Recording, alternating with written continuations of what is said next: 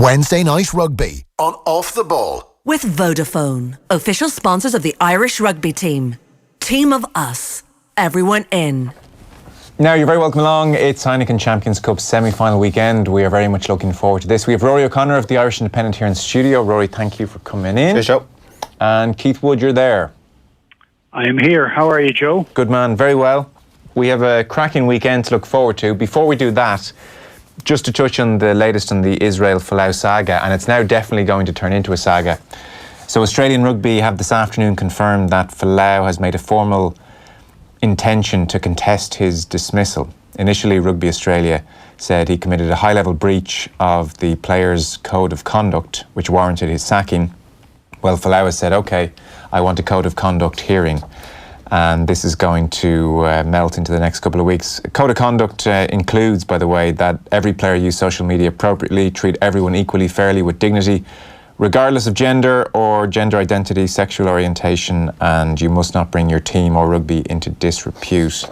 And Folau himself has been given formal instruction, in particular, not to make any social media posts that condemn or vilify people on the basis of their sexuality. The chief executive of Rugby Australia, Raylene Castle, she has said that Folau's decision to appeal is not an unexpected outcome. They were expecting this. He signed a new contract 2 months ago. That was for $4 million Australian dollars. I think we're all in agreement that Folau's beliefs are outdated, to say the least. The issue is, Rory, and Raylene Castle, Rugby Australia chief, made this pretty clear. This is not a religious discussion. This is simply a discussion around employee-employer contracts and relationships and the values of contractual arrangements within that agreement. So on that basis, Folau is in big trouble here. It's no surprise he's going to appeal a $4 million contract. Well, yeah, it's been a good week for employment lawyers around the place. He's obviously going to fight this. There's too much on the line for him not to. You would expect and hope that an organisation like Rugby Australia, in conjunction with the New South Wales Union, had their ducks in a row before they announced their intention to sack him. They'd obviously dealt with this issue last year when he first made his views known on the topic, and in his contract renewals, you can be sure that it was a topic of conversation and it was written in somewhere. Well, interestingly, that was reported widely, but Castle revealed that there were no extra clauses added to his 4-year contract. So in this regard, it's a standard contract. Now, it seems the standard contract includes the code of conduct, though. Includes the code of conduct. So it's whether his freedom of religion overrides he's, I presume, going to argue that his entitlement to the freedom of his religious beliefs overrides the code of conduct. It's how tight that contract was written and how tightly they've done it along with how tightly they've aligned their code of conduct to the contracts themselves. I mean, you're getting into nitty gritty. It's going to be a lot of lawyers in the room fighting it out. He clearly believes he's a case, but I think fundamentally Rugby Australia have done the right thing, and he's entitled to his legal defence. He's entitled to fight for his right to work and play at the World Cup and all that sort of stuff. But I think his religious views are incompatible with modern life and are incompatible with Rugby Australia need to attract sponsors, and that is, at the end of the day, they are a business that are in a really difficult market and are struggling badly, and to have their marquee player come out in that way is just so damaging to their brand, but also is just wrong and is damaging to young players, old players who are within the game, and if they are the values they want their players to espouse, then Folau being incompatible with them, they just have to move on from him, and it might get a little bit ugly. We'll have to wait and see. I suspect it will.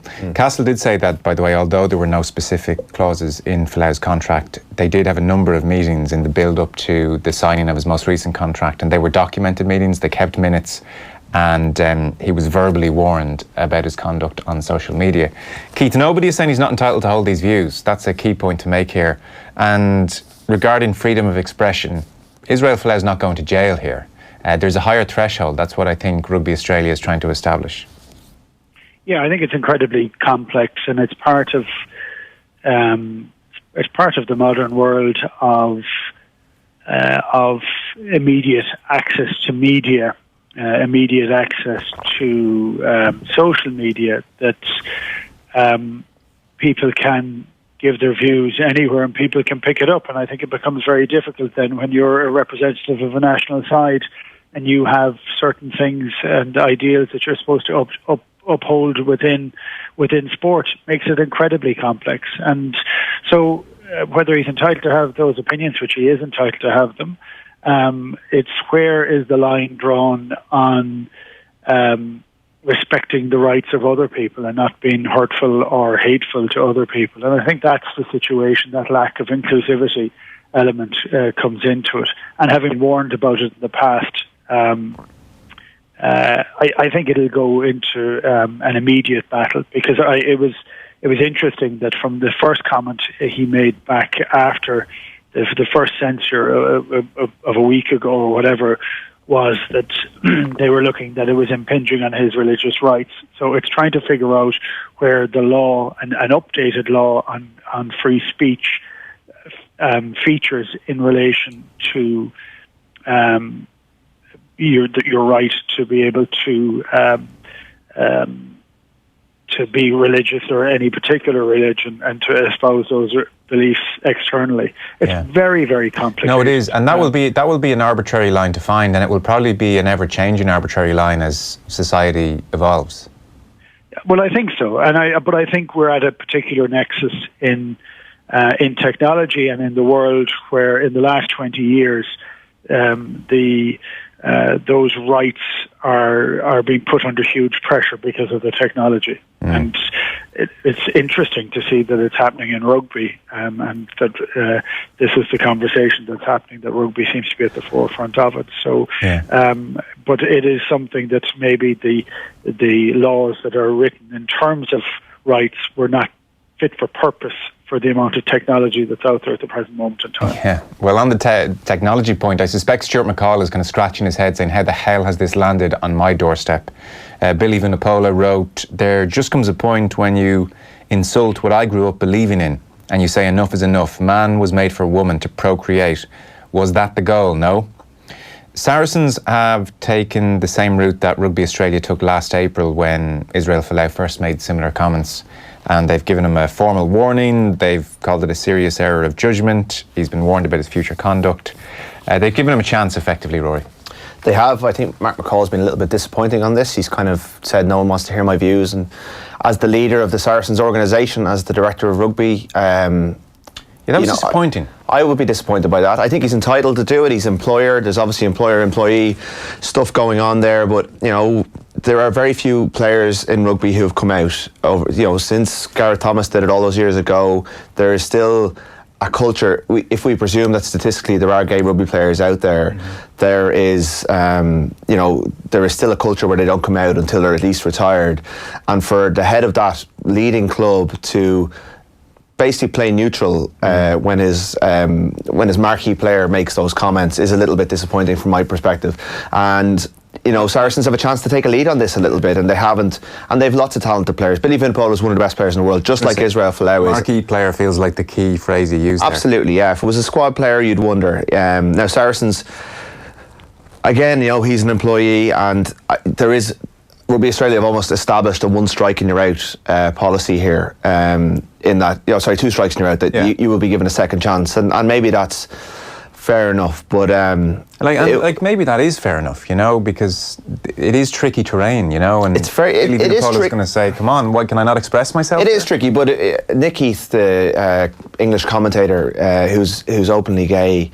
That phrase is probably outdated anyway, but he is gay. He came out on his social media last week and did a little video, and it was actually summed this up. He summed it up much better than anyone else I've heard. And he said, "Look, all the other people on Israel Folau's list are choice. You choose to be an alcohol. You choose to drink alcohol. You choose to be an adulterer. But people are born gay, and there's people in the Saracens setup certainly who Billy Vanapola is completely views are incompatible with." And just because he's a marquee player, I don't think you defend him to the hilt. I think you've got to look after the entire... we hear about culture in rugby all the time and the culture of organisations. Well, this is a chance to make a stand. And even by not commenting, whatever about giving him a second chance, by just saying, no one wants to hear my views on it, I think that's disappointing. Yeah, Mark McCall didn't want to get involved. It's a big week, they have a massive game.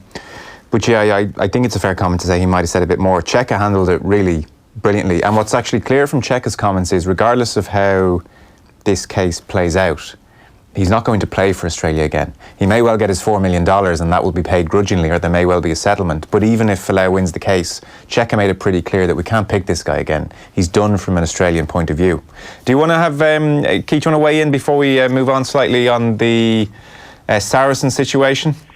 Yeah, I look at that slightly differently, and I think there's a very good article written by Brian Moore in the Telegraph yesterday in relation to it, and not because maybe Vinopola is closer to our shores than others, but I also think his speech was expressing his opinion, but not in as hateful a way as Folau was. Now, maybe Folau was only doing it through the scriptures, and maybe that's part of his justification for it, much and all as I think we are all would disagree with those views. But not everybody disagrees with those views. And so for someone who's deeply religious, for him to say it in that fashion, I just don't, I don't feel it's,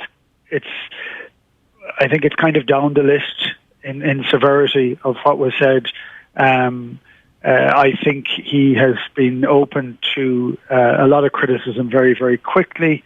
I think Channel 4 dropped him very quickly. I think Saracens gave him a big reprimand. It's, as I tried to say at the very start, I think it's something that's incredibly complex. But I think he put out his views, but didn't put it out in a particularly hateful fashion. Though I think it was unpalatable for an awful lot of us, to be honest. Yeah, no, look, speaking like we don't do so. We can only we're saying we're talking here, and we're talking for three different people, sure. And we say we totally disagree with his views, and I think we can put blanket over our views and say, yeah, we disagree with them entirely. But it is, where does that balance happen in terms of your freedom of right or expression? And the truth is, I think the law isn't quite up to speed with it yet. It's difficult, but it makes it very, very difficult for Saracens when they say they're fully inclusive. But we don't know, and we're not fully privy to what level of reprimand they've given no, it's to true. Vinopola. And speaking, in the full disclosure, speaking as a committed atheist, I'm no fan of the Catholic Church. You're watching friends, family going to the church, and you look at their teachings on homosexuality. Don't think they're all that much better, to be honest. But everybody has to be entitled to a religious belief in particular. That's particularly enshrined. It's one of the reasons this is so complicated. This isn't just Israel Folau saying, I don't like this type of person, I don't like that type of person, and throwing out a load of hate speech and anti-Semitic speech. He's quoting scripture, and that does have an elevated place in society, which has made this thing all that more complicated, Keith. Yeah, it is. It's extraordinarily complicated. I spoke to a few people about it during the week, and you're trying to say, well, obviously we think this is wrong, but where does it fit within law? We're not lawyers here, know, and where does it fit in within diversity and inclusivity? And it doesn't fit in there at all. So if you break it down and take the religious component out of it, which is what Rugby Australia have tried to say, they've basically said this is a contractual issue where this is highlighted, that people are representatives of our company or our organisation, and they cannot espouse those beliefs publicly. It's just incredibly complex. We're going to take a very short break, and then we're going to get stuck into the weekend's rugby.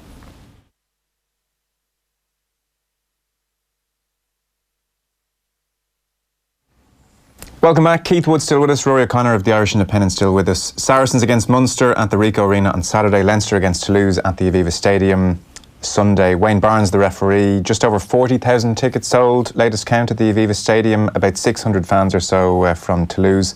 I saw, Rory, you were at the Stuart Lancaster press conference in the last 24 hours. Much of the focus on Shawn O'Brien. Yep, Shawn O'Brien, Johnny Sexton, same as it ever was really. We kind of went for Johnny first and then got an update on Shawn O'Brien. I mean, we haven't seen Johnny Sexton play for Leinster since December 29th against Munster. Yeah. we haven't seen Shawn O'Brien play well since he came back from his injury. But maybe in Murrayfield in that game when he got back into the Ireland team, but really he hasn't hit the heights. And Stuart Lancaster conceded that yesterday. And I think if Shawn was here, he'd probably conceded it as well.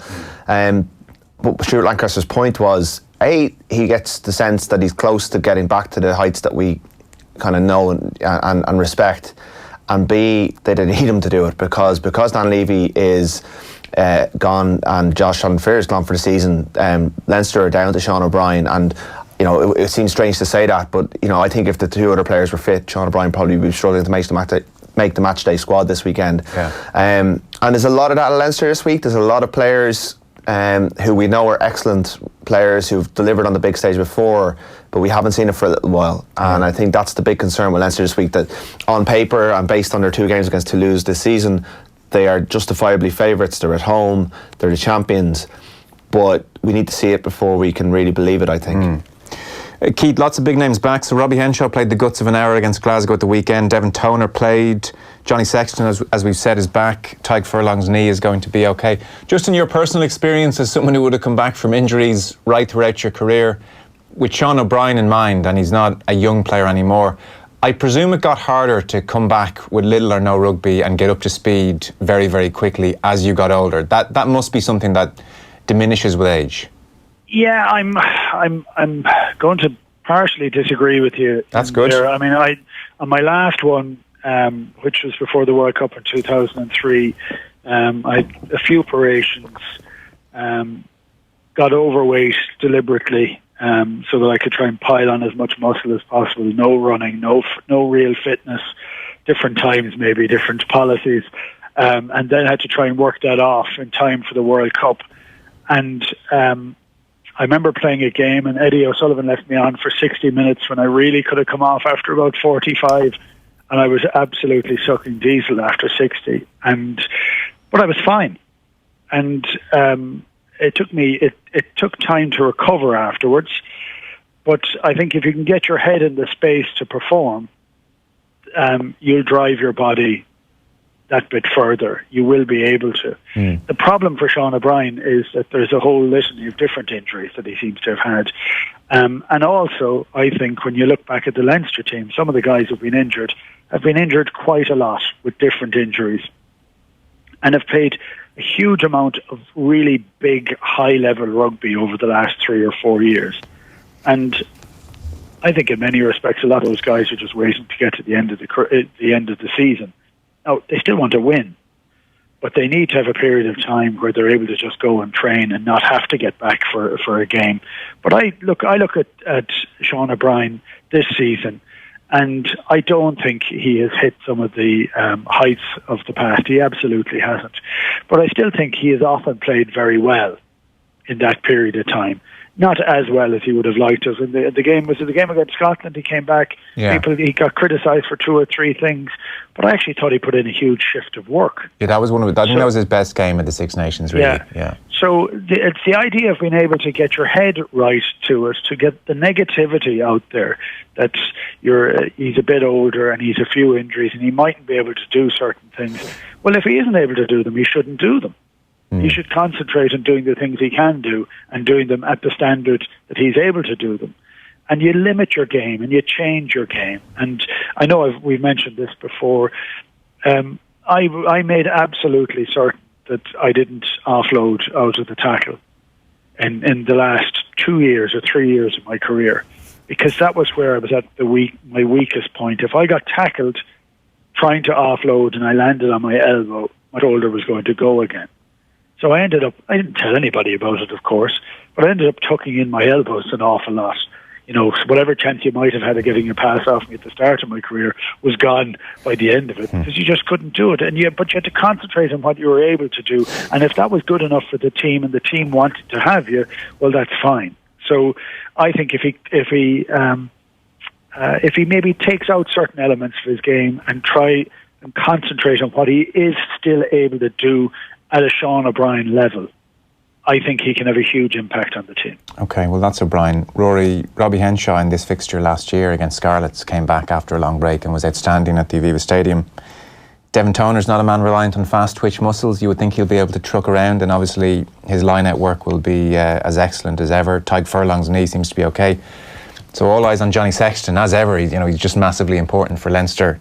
He survived as Tuesday, Lancaster joked. Yeah, it's Tuesday on a Friday. Slightly, David Brent, to use your own, the catchphrase about you in the press conference. But yes, they did a Tuesday on a Friday, which is basically a high intensity training session with loads of ball and play time.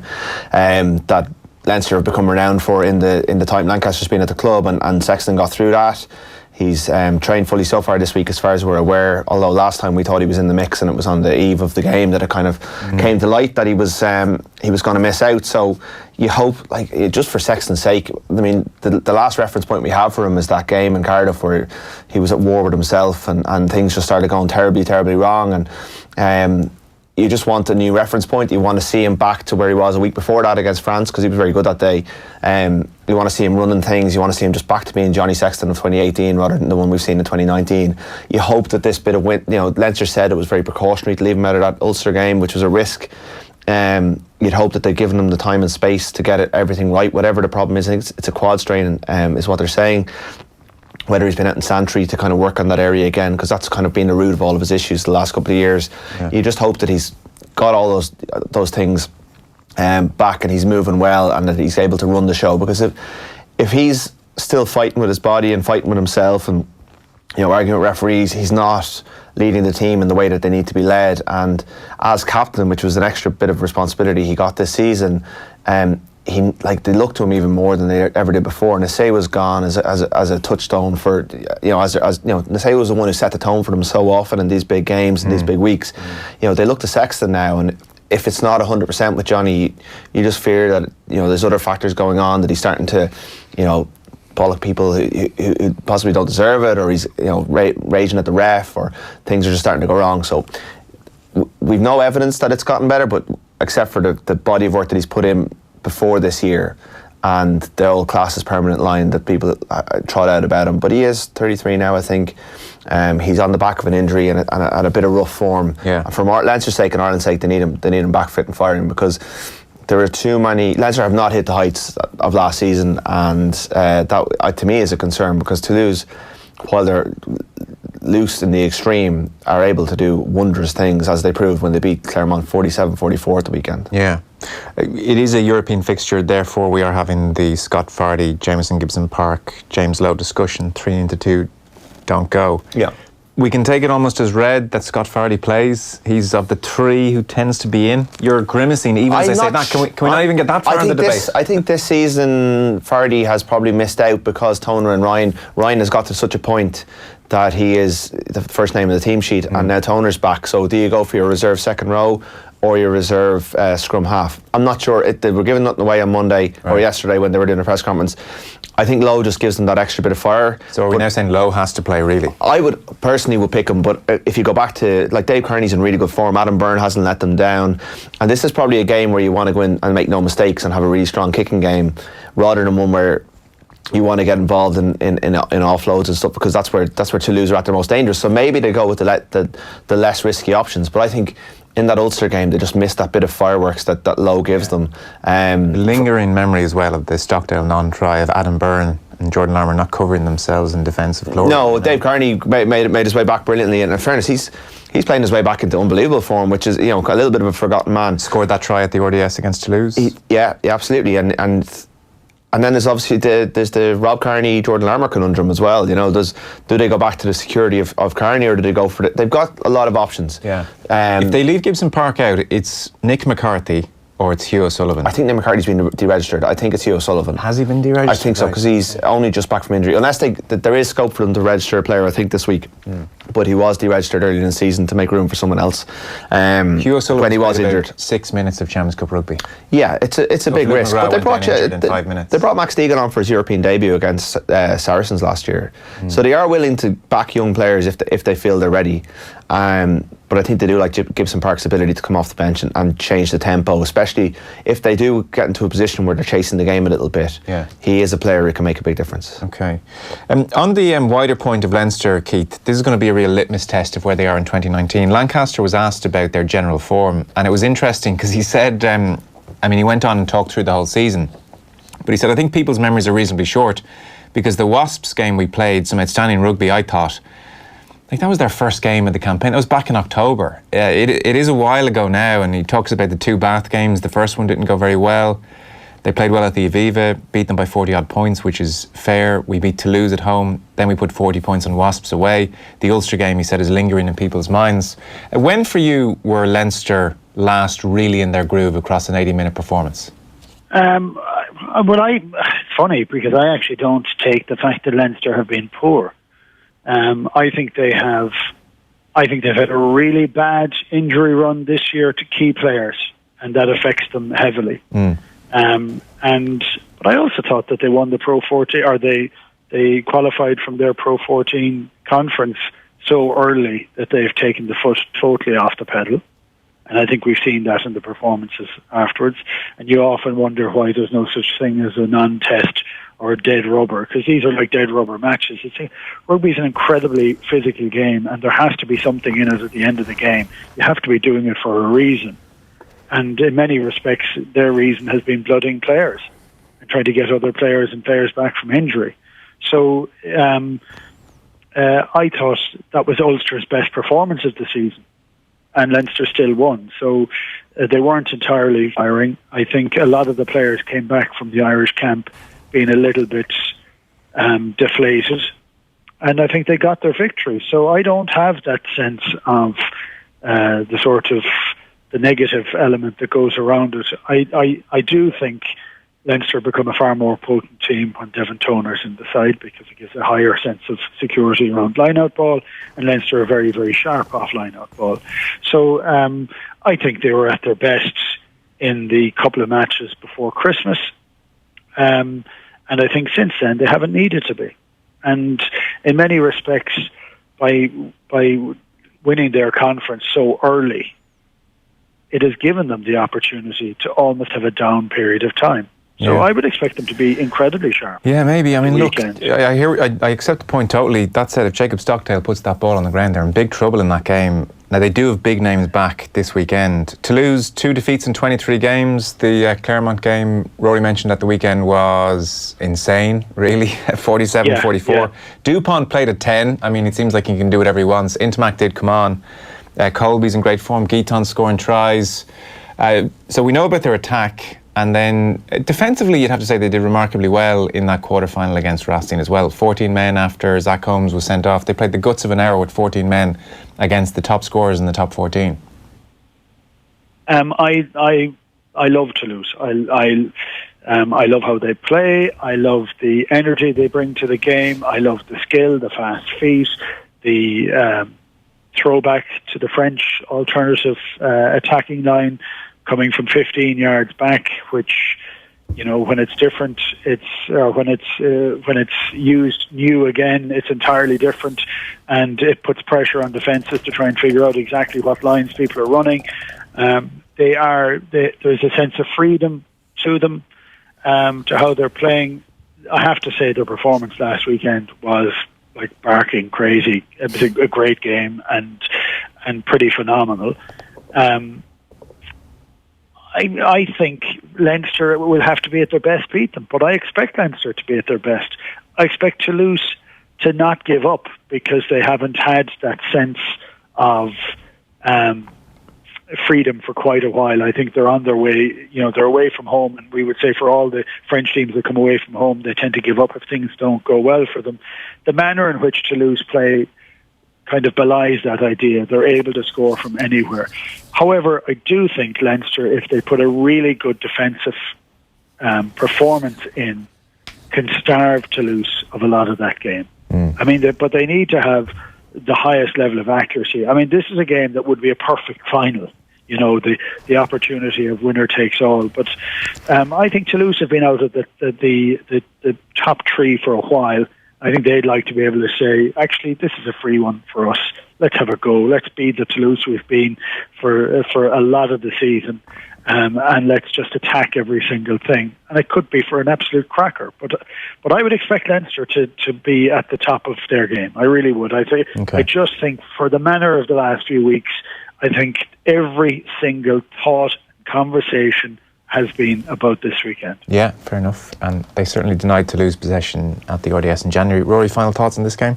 Yeah, I think Keith's right. I think they will be at their best, but I don't think it'll be necessarily that pretty. I think what they need to do is be really clever, be quite economical, and not give Toulouse ins into the game. And I think that looks like them having long periods of possession, winning their set piece, getting their basics right, and taking the opportunities when they come. And a bit like, Toulouse kind of punched themselves out, I thought, in that RDS game. And it's a little bit of a template there for them, because they're not going to be any fitter now. Those guys play week in, week out in the top 14. They're going to have a lot more in their legs than Leinster do, having kind of been able to manage their squad so much more, and a couple of players to come back. So, I think, I think Leinster have had some. I think they've had a good season, but they're not at the level that they need to be to win the competition. But they could just be timing their run very well, and if the different parts come together for them, they've got what it takes to take this Toulouse team out. Okay. On Saturday, we have Saracens against Munster at the Ricoh Arena in Coventry. So Tyler Blindell's going to be the man in the number 10 jersey. I signed him for weeks like this, said Johan van Graan. He was absolutely effusive in his praise of Blindell at the Munster press conference all week. Talked about his composure, his calmness. Even when he's injured, he's a huge part of the build-up to each week because of his rugby intelligence. So Rory Scannell as well was saying he's going to go straight into coaching. 2 years ago at the Aviva Stadium, Keith, Saracens seemed to physically bully Munster. Munster never looked like scoring a try. They cut them open a few times as well. Blindell didn't go well in that game. There was no Conor Murray, which is obviously a huge factor going into this weekend. How different are Munster now? I think Munster are a bit further down the track. I do think that Tyler in that season, he's a guy I don't know at all. I've met him a few times, but I don't know him. Everybody talks about him in terms of his capacity and capability and assuredness around the camp. Everybody talks of him as in almost an on-field coach, which is very interesting. And these are people that are saying it's not looking for a soundbite. He was dismantled on that day because Saracens gave no space anywhere on the field that day. And I know Munster came in for a lot of criticism, but no Conor Murray at 9. The ball was slow. It was held at the back of the ruck. There was a lot of counter rucks going on the same day. I watched it as a fan in the crowd. It was a hard game to watch. Anytime any player got the ball, they got it under huge pressure. I would have felt that Blindell had put in a year of years up to that point, but he did not get a second in that game. And the pressure told, so balls went to ground, kicked out the full, not kicked over. It was a hard day for him. And I remember thinking afterwards and commenting afterwards that this is a guy who's been injured for most of his career. He actually hasn't had the opportunity to play in such big games. You think at 26 years of age, he would have played a lot of those games. Now he's 28. He has played them. And bearing in mind that one was a very disappointing game for him, he would have learned a huge amount from it. He'd have known how do you deal with this level of pressure again. And subsequently, he's had another bad injury. He's come back in again. He looks fine. He has been stuck into everything. But it's how he has matured mentally over that period of time and how he'll be able to deal with the pressure. And the wish is that game being at the end of a full season that he'd never had before, with a huge emotion for all the different reasons that there were at that time. And I don't think it worked for him. But he will have learned a lot from it. I mean, I'm hoping that 2 years on, that with Conor beside him, and Conor's coming back to very good form with a much stronger team. It seems to me a much more confident team. I think Munster will go and say, can this be one of our crazy trips away from home in a semi-final, and to go and get the win. All the odds are stacked against them with it. Saracens have a very good and more recent pedigree than Munster have. But I still think they'll go and say, this is our chance to go and get a win.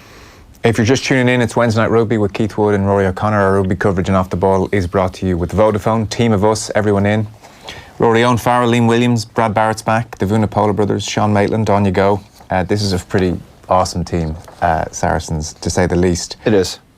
It has the feel of Munster, with their now brilliant defence, their tournament-leading defence, hanging in there for as long as they can, trying to just stay in there within a score and muster up something. That's the kind of game I'm expecting. I don't know what you're expecting. I don't think you can do that. I think Munster have to learn from last season when they didn't get, they came back from South Africa, having spent 2 weeks there, went to Bordeaux and just never got out of the traps and found themselves absolutely blown away. It happened against the Scarlets in the Pro 14 final, it happened against Glasgow in a Pro 14 final. In fairness, they tried to throw punches against Saracens 2 years ago and just found absolutely no give whatsoever. It should be remembered that CJ Stander was playing on one ankle that day, and everything that season pretty much went through Stander in terms of their ball carrying. They've got more strings to their bow in that regard now. I think they've got a real opportunity here. I don't think Saracens are as good as they were 2 years ago. Right. I think Farrell can be got at. Scotland showed that in Twickenham. But it's going to take an era-defining performance from Munster. But when better to give that performance for Conor Murray's about to turn 30, O'Mahony's 29, Stander's 28, Earls is 31 or 32 now. Yeah. This team need to deliver this season, in my opinion, or else the chance, they'll never get a better chance. And they're going away from home to a venue that will probably be predominantly full of Munster fans. So the intimidation factor is not there. Saracens don't rely on that anyway. And they've had, Van Graan spoke when he first got this job about that Saracens game at the Aviva Stadium, that was the game. He saw what Munster's limitations were then and has been working to try and grow their game since that point. And this is an unbelievable test of how much work he's gotten done in the 18 months he's been there. Whether they've got enough, I'm not sure, but I think they will deliver a performance. I think they have to. They haven't performed in their 2 semi-final trips so far, but 3 years in a row, that's a lot of collective knowledge they've built up. They've gone to Exeter, got a really good draw. They went to Gloucester and won really, really well. Yeah. Went to Murrayfield and won a game they should have lost. They've got steps they need to go on, but I think they've put themselves in a really strong position. And although Carberry's a massive loss, it's actually just because he's gone down there, they actually have a huge amount of depth in that position. And I think there is a case to be made that Munster can pull off one of their great results on Saturday. It's going to take an unbelievable performance, but that's you're in a European semi-final. That's what you expect. I get very torn when we talk about things like DNA, because Keith Earls did an interview recently and he said he's lost something like 16 knockout games, and the recent DNA at the semi-final stage, whatever about quarter-finals, isn't so encouraging. And yet that Edinburgh game did have just a slightly special quality. Are you going so far as to tip them to do it, or are you just saying they're going to give this a real rattle and surprise people? I haven't decided yet. I'm getting close to it. I really think. Look, I can understand why I think Saracens are quite substantial favourites in the bookies, but it's a bit like Ulster ahead of Leinster. I think there's a compelling case to be made that Munster can go and win this game, and I think this team have to deliver something on Saturday. And if it's enough, Saracens are able to take those punches and win if they're at their best themselves. But I think Munster can do it. I'm not necessarily saying they will, but I think they've got a real shot. This isn't a foregone conclusion by any means. No, I don't think so.